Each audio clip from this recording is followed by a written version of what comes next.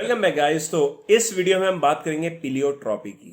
ठीक है, तो बहुत ही छोटा वीडियो बनने वाला है क्योंकि छोटा सा टॉपिक है बट लेकिन इंपॉर्टेंट टॉपिक है। पिलियोट्रॉपी का मतलब क्या होता है? देखो, जब कोई एक जीन, ठीक है, कोई पर्टिकुलर एक जीन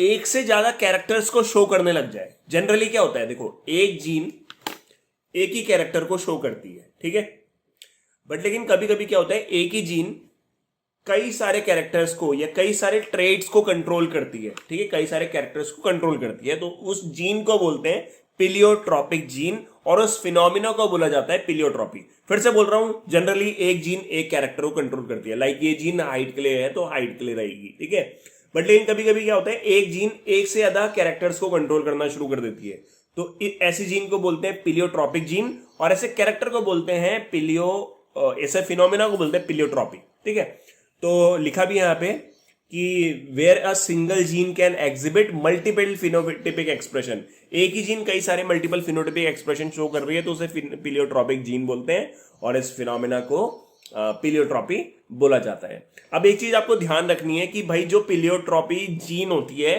वो कई सारे कैरेक्टर्स को कंट्रोल कैसे करती है? थ्रू अ मेटाबॉलिक पाथवे, मतलब किसी रिएक्शन को अफेक्ट करेगी, उस रिएक्शन की अफेक्ट होने की वजह से मल्टीपल कैरेक्टर जो होंगे वो शो होंगे।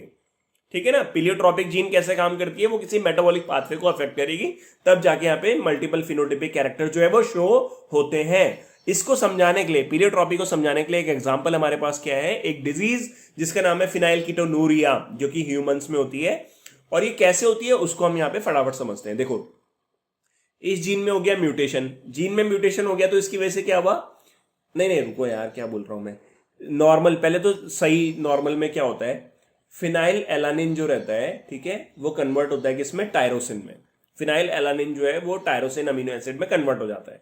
ठीक है, ये एक प्रोसेस है जो कि बॉडी में होती है, नॉर्मल प्रोसेस।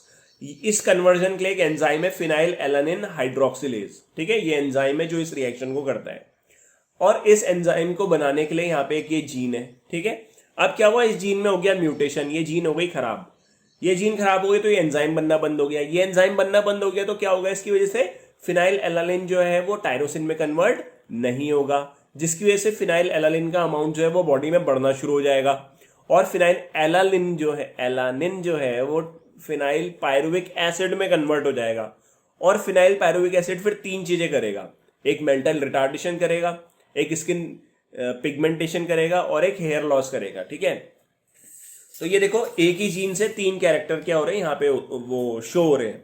तो ये कैसे हो रहे हैं? थ्रू अ मेटाबॉलिक पाथवे, किसी रिएक्शन को अफेक्ट करके ये चीज हो रही है, तो ये आपको ध्यान रखना है। तो यही चीज थी हमारी पिलियोट्रॉपी वाले टॉपिक में दी हुई, बस इतना सही था इसमें, बट इंपॉर्टेंट है। Thank you so much for watching, please like subscribe जरूर कर देना यार। बहुत सारे बच्चे जो है सब्सक्राइब नहीं करते बट वीडियो देखते हैं और चले जाते हैं। सब्सक्राइब करने से क्या होता है, मोटिवेशन मिलता है, अच्छा लगता है और मेहनत करने का मन करता है, तो प्लीज सब्सक्राइब। Bye bye.